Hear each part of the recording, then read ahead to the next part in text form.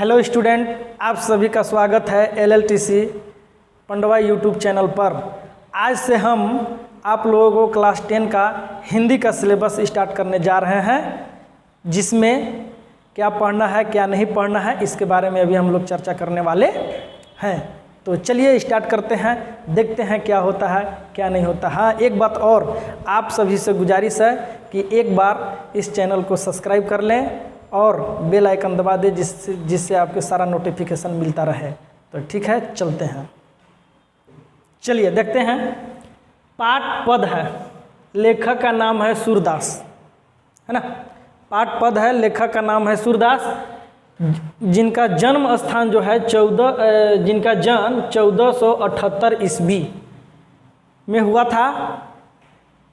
इनका जन्म को लेकर दो मान्यताएं हैं। पहली मान्यता के अनुसार कुछ लोगों का मानना है कि इनका जन्म रुनकता या रेणुका क्षेत्र में हुआ था। हाँ, तो दूसरी मान्यता दिल्ली के आसपास से ही माना जाता है। ये सूरदास मथुरा और वृंदावन के बीच गौ घाट में रहते थे। श्रीनाथ जी के मंदिर में पूजा पाठ करते थे और वहीं पर भजन कीर्तन करते थे। इनका निधन 1583 ईस्वी में पारसौली में हुआ था। इनका ग्रंथ कौन है? तो इनका 3 मेन ग्रंथ आप यहाँ पर देख सकते हैं, लिखा हुआ है सूरसागर, साहित्य लहरी और सुर सरावली, जिसमें इनकी सबसे ज़्यादा लोकप्रियता मिली सूरसागर को। सबसे ज़्यादा लोकप्रियता मिली सूरसागर को, और यही सूरसागर से 4 पद लिया गया है, जो हम लोग अभी पाठ पढ़ रहे हैं, पद पढ़ेंगे, उसमें 4 पद लिया गया है। कहाँ से? सूरसागर के भ्रमर गीत से। हुआ यूँ, इसका भ्रमर नाम कैसे पड़ा उसके बारे में थोड़ा सा चर्चा करते हैं। जब कृष्ण भगवान मथुरा गए तो वहाँ पे उद्धव से हमेशा चर्चा करते रहते थे कि हमारे बिना गोपियाँ बहुत बेहाल होगी, न जाने वो कैसे होंगे, उनके क्या समाचार होगा, कुछ नहीं मिलता है। तो उद्धव जी का कहना था कि नहीं, उन लोगों को हम योग का संदेश ऐसा दे देंगे कि तुम्हारा नाम लेना भूल जाएगा। ठीक है, कृष्ण भगवान उनको योग का संदेश लेकर भेज दिए। उद्धव जी जब गोपियों के पास आते हैं और योग संदेश जब सुनाने लगते हैं तो गोपियों को बहुत ही खराब लगता है, और उसी समय एक भौरा आ जाता है और भौरा के माध्यम से, भौरा पर व्यंग बाण चढ़ाते, मतलब भौरा के माध्यम से गोपियाँ जो हैं उद्धव जी को कटाक्ष करने लगते हैं, उद्धव जी को खरी खुटी सुनाने लगते हैं। किसके माध्यम से? भौरा के माध्यम से। इसीलिए इसका नाम पड़ गया भ्रमर गीत। कौन गीत? भ्रमर गीत। तो भ्रमर गीत में 4 पद लिया गया है, 4 पद से ही मात्र है। तो पहला पद क्या है? चलिए देखते हैं आगे। आइए देखते हैं फर्स्ट पद का भावार्थ। इसको पहले समझते हैं। लिखा हुआ है, उद्धव तुम हो अति बड़ भागी। उद्धव तुम हो अति बड़ भागी, यानी गोपियां जो हैं भौरे के माध्यम से कटाक्ष करते हुए उद्धव जी को कहते हैं कि उद्धव जी आप अति भाग्यशाली हैं। क्या लिखा हुआ है? उद्धव तुम हो अति बड़ भागी, आप बहुत बड़ भागी हैं, बहुत भाग्यशाली हैं, आप बहुत बड़ भाग्य हैं। कैसे? अपरस रहत स्नेह तगातय। या देखिए, अपरस रहत स्नेह तगातय नाहिन मन अनुरागी, यानी कि अपरस रहत स्नेह तगातय, यानी कि जिस प्रकार प्रेम के बंधन से आप अपरस हैं, माने अछूते हैं, प्रेम के बंधन से आप अछूते हैं। नाहिन मन अनुरागी, और ना ही आपका मन भी अनुरक्त हुआ है। किस पर? श्री कृष्ण भगवान पर। यानी कि आप श्री कृष्ण भगवान के इतने नज़दीक रहकर भी आप उनके प्रेम के बंधन में नहीं बंध सके और न ही उन पर आप अनुरक्त हो सके।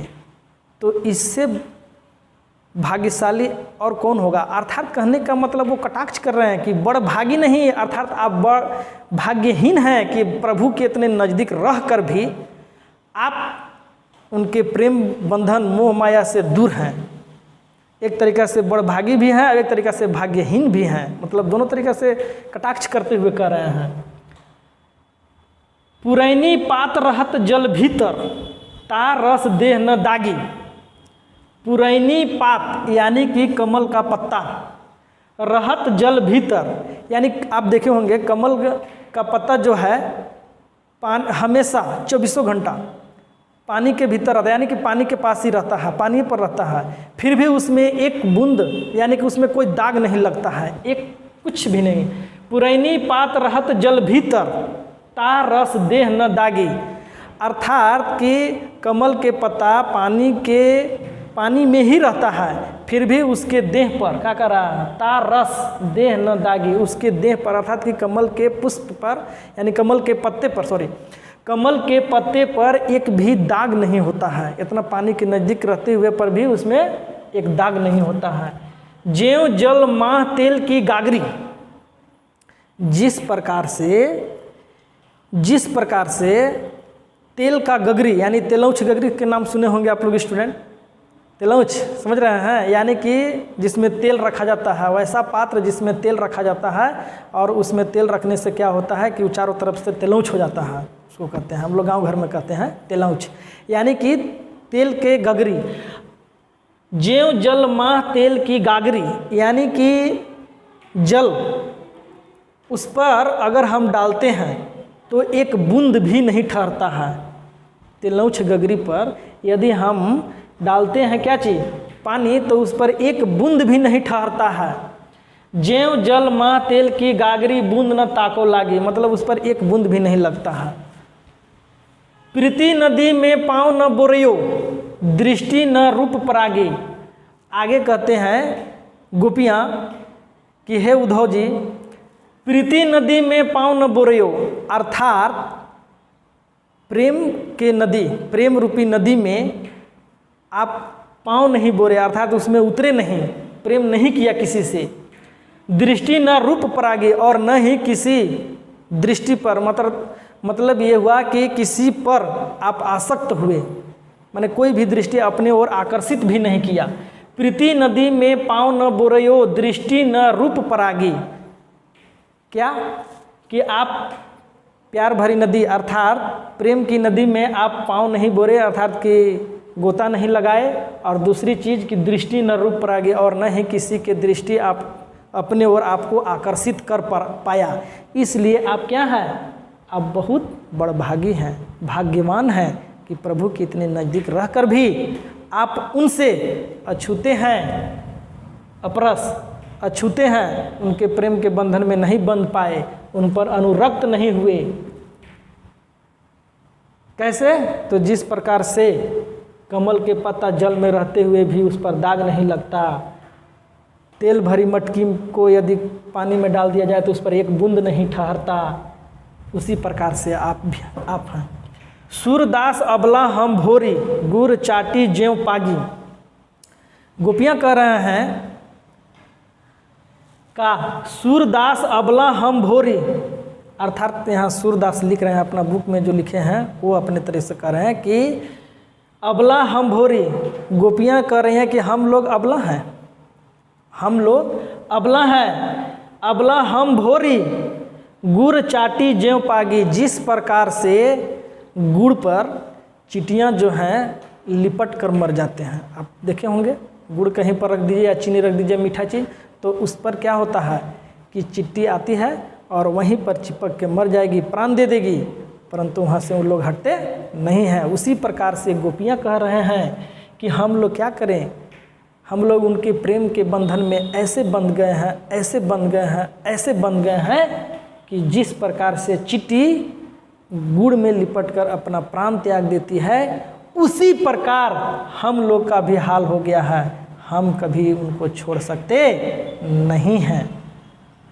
तो बस आज इतना ही, फिर अगले क्लास में मिलते हैं। अगला पद ठीक है, धन्यवाद, मिलते हैं फिर।